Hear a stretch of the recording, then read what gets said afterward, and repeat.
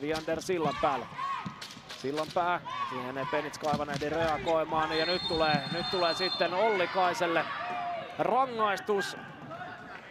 Katsotaanpa mitä siinä tapahtuu. Ollikainen ei tätä aivan purematta niele ja täytyy sanoa, että kyllä sieltä Penitskakin saman tien ylös nousee, kun tuo vihellys kuuluu, joten en tiedä oliko siinä pieni teatterikin mukana. Seuraillaanpa vielä, kun saadaan tuo tilanne uudestaan.